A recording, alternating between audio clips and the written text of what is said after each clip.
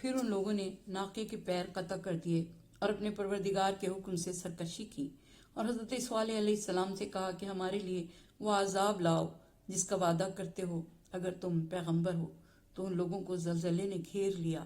بعض کہتے ہیں کہ وہ صدائے مہیب تھی، بعض صاعقہ کہتے ہیں، اور بعض کہتے ہیں کہ وہ ایک ایسی آواز تھی جس کی شدت سے زمین کو زلزلہ ہوا اور وہ لوگ اپنے مکانوں میں مر کر سرد راکھ کی مانند ہو گئے۔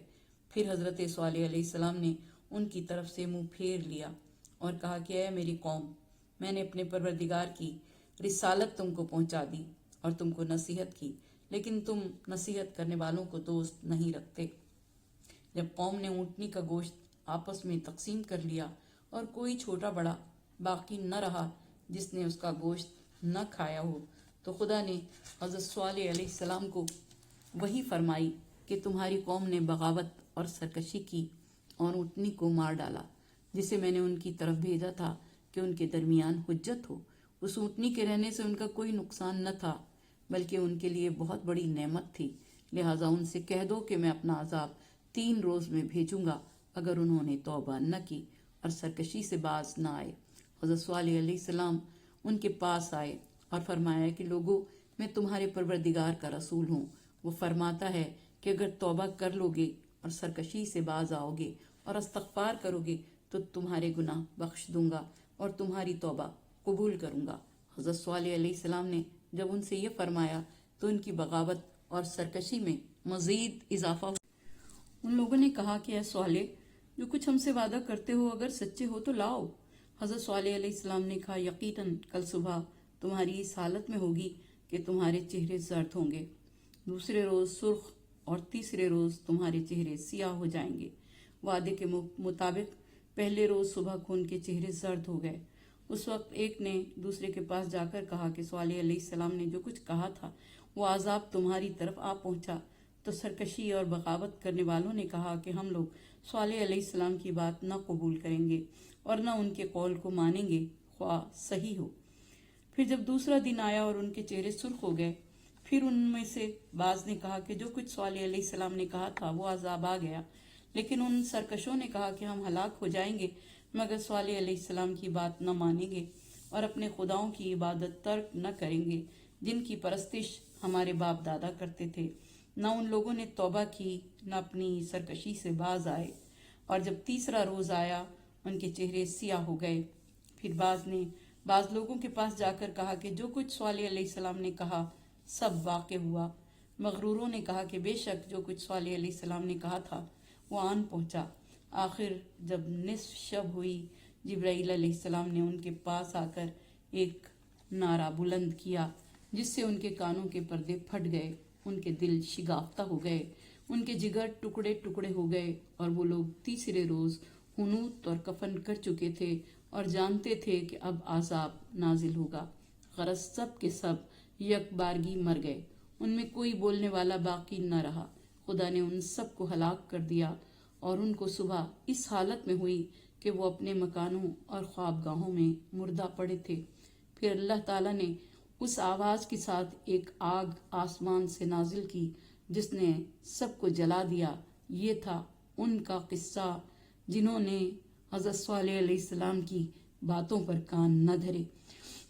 قوم لوط حضرت ابراہیم علیہ السلام نے جب ہجرت فرمائی تو ایک گاؤں میں جا کر مقیم ہوئے جو لوگوں کے راستے پر واقع تھا، جہاں سے ہو کر لوگ یمن، شام اور اطراف عالم میں جاتے تھے۔ آپ کے قریب کی آبادیوں میں کافی درخت اور زراعت اور نعمتیں تھیں۔ وہ تمام آبادیاں قافلوں کے راستوں میں تھیں۔ جو ان علاقوں سے گزرتا ان درختوں کے میوے اور پھل ضرور کھاتا۔ وہاں کے لوگ اس بات سے بہت نالاں تھے اور اس بات کو روکنے کی تدبیر سوچتے رہتے۔ شیطان ایک بوڑھے کی شکل میں ان کے پاس آیا اور ان سے کہا کہ اس سے بچنے کی ایک تدبیر ہے کہ جو شخص تمہاری شہروں کا رخ کرے اس کا سامان لوٹ لو اور ان کے ساتھ فعل بد کرو۔ اور اس نے ان لوگوں کو اس کی تعلیم دی۔ پوری قوم نے یہ عمل قبیح کیا تو ان کو اس میں لذت محسوس ہوئی، تو مردوں نے مردوں سے لواط کرنا شروع کر دیا اور عورتوں نے بھی عورتوں کے ساتھ مصاحقہ کرنا شروع کر دیا۔ حضرت لوط علیہ السلام اس قوم کے درمیان 30 سال رہے اور حضرت ابراہیم علیہ السلام نے ان کو ان کے پاس بھیجا تھا کہ ان کو خدا کے عذاب سے ڈرائیں۔ حضرت لوط علیہ السلام نے اس قوم کو ڈرایا اور کہا کہ اگر تم اس فعل کبھی کو ترک نہیں کرو گے تو خدا تم کو ہلاک کر دے گا، مگر وہ قوم باز نہ آئی۔ آخر خدا نے 4 فرشتوں کو بھیجا۔ یہ فرشتے حضرت ابراہیم علیہ السلام کے پاس پہلے آئے، انہیں حضرت اسحاق علیہ السلام کی بشارت دی اور پھر بتایا کہ ہم قوم لوط کو ہلاک کرنے کے لیے بھیجے گئے ہیں۔ جب وہ فرشتے حضرت لوط علیہ السلام کے پاس آئے اور کہا کہ ہم حق کے ساتھ تمہارے پاس آئے ہیں تاکہ تمہاری قوم کو عذاب سے ڈرائیں، یقیناً ہم لوگ سچے ہیں۔ اے لوط، جب آئندہ 7 روز اور 7 راتیں گزر جائیں تو آدھی رات کو تم اپنے گھر والوں کو لے کر اس شہر سے نکل جانا۔ تم میں سے کوئی پیچھے مڑ کر نہ دیکھے۔ ہاں، تمہاری زوجہ دیکھے گی اور اس کو وہی عذاب ملے گا جو تمہاری قوم کو ملے گا۔ جب صبح ہوگی قوم کے تمام لوگ ہلاک کر دیے جائیں گے۔ جب فرشتے قوم لوط کو ہلاک کرنے آئے تھے، ان میں حضرت جبرائیل علیہ السلام، حضرت میکائیل علیہ السلام، حضرت اسرافیل علیہ السلام اور حضرت کربیل علیہ السلام تھے۔ سحر ہوئی، جبرائیل نے اپنے پر کو اس شہر کے نیچے لے جا کر اٹھایا اور جب خوب بلند کر چکے تو ان لوگوں پر الٹ دیا، شہر کی دیواروں کو سنگسار کیا۔ حضرت لوط علیہ السلام کی بیوی نے ایک سخت آواز سنی اور اسی سے ہلاک ہوئی۔ پھر اسی طرح ایک اور قوم کا ذکر کیا خدا نے جنہیں اصحاب الایکا کہا گیا، اور پروردگار دو عالم نے انہیں اصحاب الایکا کے نام سے قرآن پاک میں یاد کیا۔ خدا نے شہر مدین کے باشندوں کی جانب ان کے بھائی حضرت شعیب علیہ السلام کو مبعوث کیا۔ وہ کہتے تھے کہ لوگوں، خدا کی عبادت کرو، اس کے سوا تمہارا کوئی معبود نہیں ہے۔ واضح حجت تمہارے پروردگار کی جانب سے آ چکی ہے، لہٰذا پیمانہ اور ترازو سے پورا پورا تولو اور لوگوں کی چیزیں کم نہ کرو اور زمین میں فساد نہ پھیلاؤ۔ خدا کی راہ پر بیٹھ کر ایمانداروں کو اس کے راستے سے نہ روکو، راہ خدا کو لوگوں کی نگاہوں میں باطل نہ کرو۔ ان کی قوم کے سرداروں اور بزرگوں نے جو قبول حق سے انکار کرتے تھے کہا کہ اے شعیب، ہم تم کو اور ان لوگوں کو جو تم پر ایمان لائے ہیں اپنے قریے سے نکال دیں گے، یا یہ کہ تم لوگ ہمارے دین میں واپس آ جاؤ۔ حضرت امام علی زین العابدین علیہ السلام نے فرمایا کہ سب سے پہلے حضرت شعیب پیغمبر نے باٹ اور ترازو تیار کیا۔ آپ کی قوم تولتی تھی اور لوگوں کے حق کو پورا پورا دیتی تھی۔ اس کے بعد لوگوں نے ناپ تول میں کمی کرنا اور چرانا شروع کیا تو ان کو زلزلے نے معذب اور ہلاک کر دیا۔ یہ قوم دوسروں کے لیے ناپ تول کم کرتی تھی، لیکن جب وہ لوگ اپنے واسطے ناپتے اور تولتے تو پورا پورا لیتے تھے۔ ان کا بادشاہ ان کو غلہ روک رکھنے، کم ناپنے اور تولنے کا حکم دیتا تھا۔ حضرت شعیب علیہ السلام نے ان کو ہر چند نصیحت کی مگر کوئی فائدہ نہ ہوا، یہاں تک کہ بادشاہ نے حضرت شعیب علیہ السلام کو اور ان لوگوں کو جو آپ پر ایمان لائے تھے اپنے شہر سے نکال دیا۔ حضور اکرم صلی اللہ علیہ وآلہ وسلم نے فرمایا کہ حضرت شعیب قیامت میں خطیب پیغمبراں ہو گئے، اور حضرت شعیب علیہ السلام کی عمر مبارک 242 سال ہوئی۔ 5 پیغمبر عرب میں مبعوث ہوئے، جن میں پہلے حضرت ہود علیہ السلام ہیں، دوسرے حضرت صالح علیہ السلام، تیسرے حضرت اسماعیل علیہ السلام، چوتھے حضرت شعیب علیہ السلام اور 5ویں محمد مصطفیٰ صلی اللہ علیہ وآلہ وسلم۔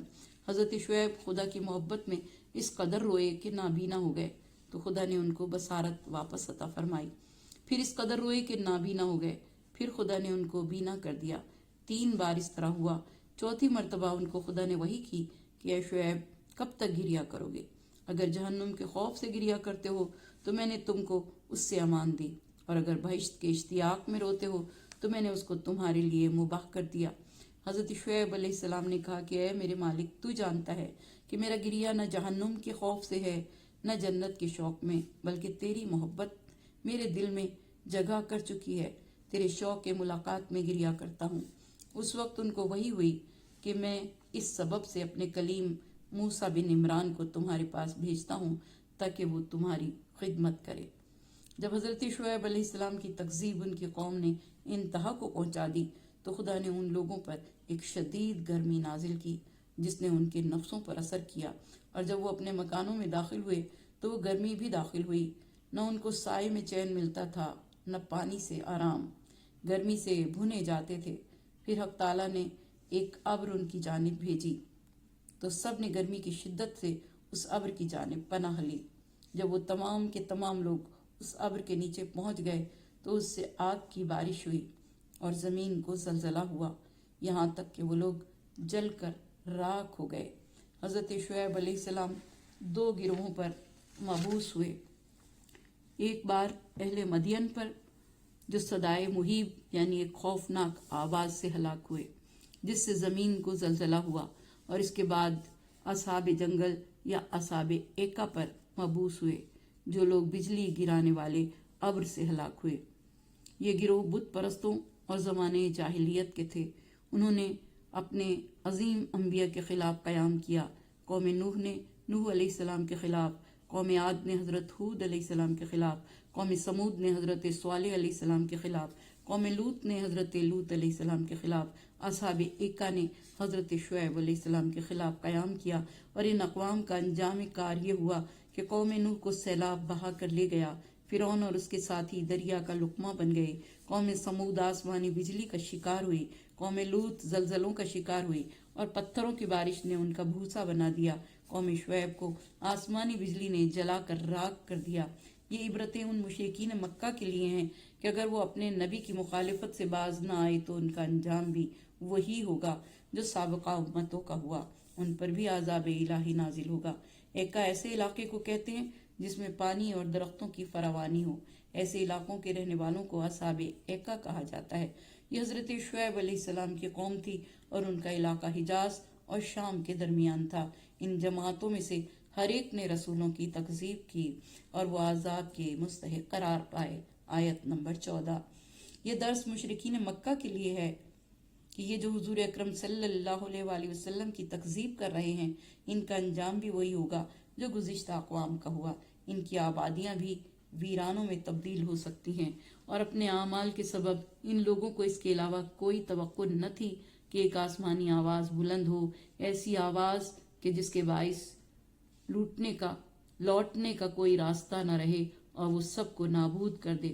اس آیت میں مشرکین مکہ کو ایسے عذاب کی دھمکی دی گئی ہے جو عذاب قوم سمود پر نازل کیا گیا، اور وہ ایک آسمانی چیخ تھی جس میں اتنی کڑک اور گرج تھی کہ دل و دماغ کی رگیں پھٹ گئیں، اور اپنے مقام پر وہ مٹی کا ڈھیر بن گئے اور ان کی زندگی راکھ ہو گئی۔ آیت نمبر 15 میں خدا نے یہ ارشاد فرمایا، یہ مشرکین مکہ بھی اسی طرح تکذیب کر رہے ہیں جس طرح قوم سمود نے اپنے نبی حضرت صالح علیہ السلام کی تھی۔ انہوں نے اس سرکشی کی بنا پر کہا ہے پروردگار اپنے عذاب سے روز حساب سے پہلے ہی ہمارا حصہ جتنی جلدی ہو سکے ہمیں دے دے۔ آیت نمبر 16۔ مشرکین مکہ گزشتہ اقوام کی طرح بڑی جرأت مندانہ گفتگو کرتے ہوئے عذاب کی جلدی کر رہے ہیں، حالانکہ اگر نوح علیہ السلام کے سیلاب کو دیکھ لیتے تو بادلوں کو دیکھ کر گھبرا جاتے، اگر قوم عاد کے عذاب کو دیکھ لیتے تو تیز ہوا کے چلنے سے ہی گھبرا جاتے، اور اگر قوم شعیب کا عذاب دیکھ لیتے تو ایک جانور کی چیخ بھی انہیں ڈرا دیتی۔ مشرکین مکہ میں 2 صفتیں جڑواں تھیں، ایک جہالت اور دوسرے غرور۔ جہاں یہ دونوں چیزیں جمع ہو جائیں وہاں عقل کے آثار باقی نہیں رہتے، اسی لیے عذاب مانگنے میں جلدی کر رہے ہیں اور کہتے ہیں کہ روز حساب سے پہلے ہی جتنی جلدی ہو سکے ہمارا حصہ ہمیں دے دے۔ الامان الحفیظ صدق اللہ العلی العظیم۔ پروردگار دو عالم ہماری اس عبادت کو اپنی بارگاہ میں قبول فرما۔ پروردگارہ ہمیں قرآن کا پڑھنا، قرآن کا سمجھنا اور اس پر عمل کرنا ہمارے لیے آسان بنا دے۔ پروردگارہ واسطہ تجھے تیرے اس کلام پاک کا اور ان ہستیوں کا جنہیں تو نے اس قرآن کے ساتھ ناطق بنا کے بھیجا۔ قرآن صامت ہے اور وہ ہستیاں ناطق ہیں۔ پروردگارہ ان کی اطاعت کا اور پالنے والے ان کے نقش قدم پر چلنے کی ہمیں توفیق عطا فرما۔ پروردگارہ ہماری توفیقات میں اضافہ فرما، نیکیوں میں اضافہ فرما، نیکی کی راہ پر چلنے کی توفیق عطا فرما، ہمارے مرحومین کی بخشش فرما، ان کی مغفرت فرما، ان کے درجات کو بلند فرما، انہیں کروٹ کروٹ جنت عطا فرما، ان کو جوار معصومین میں جگہ عطا فرما، گناہانی صغیرہ و کبیرہ کو بخش دے، پالنے والے ہمارے ان گناہوں کو بخش دے جن کے سبب تیرے عذاب کا نزول ہوتا ہے، ان گناہوں کو معاف فرما دے جن کے سبب دعائیں تیری بارگاہ میں شرف قبولیت نہیں پاتی، ان گناہوں کو بخش دے جن کے سبب تیری رحمتوں کا نزول رک جاتا ہے۔ پروردگار دو عالم، ہم پر، ہماری اولاد پر اپنی رحمتوں کا نزول فرما، ہمیں نیکی کی راہ پر قائم رکھ، اور غم حسین کے سوا ہمیں ہر غم سے دور رکھنا، جو زیارات کے متمنی ہیں انہیں یہ سعادت نصیب فرما۔ حسین ابن علی کی محبت ہمارے دلوں میں قائم رہے، موت آئے تو زیارت حسین ابن علی اور زیارت مولا کائنات ہو، اور جب قبر سے اٹھے تو پروردگار دو عالم معصومین کے جوار میں ہمیں جگہ عطا کرنا، کل بیماروں کو صحت کاملہ، صحت عاجلہ عطا ہو، ہر پریشان کی پریشانی کو دور فرما۔ پروردگار دو عالم، جو گودیاں خالی ہیں انہیں بے عیب اولاد سے نواز دے، اور پروردگار دو عالم، جس جس کی جو حاجت ہے ہر حاجت پر قبولیت کی مہر لگا۔ پالنے والے ہمارے ملک میں امن و امان رہے، دہشت گردوں کو نیست و نابود فرما، اسلام کا بول بالا فرما، ہمارے مقامات مقدسہ کی حفاظت فرما، اور ہمارے امام کے ظہور میں تعجیل فرما، ہمارے امام کے ظہور میں تعجیل فرما، ہمارے امام کے ظہور میں تعجیل فرما۔ آمین ثم آمین، بحق محمد وآل محمد۔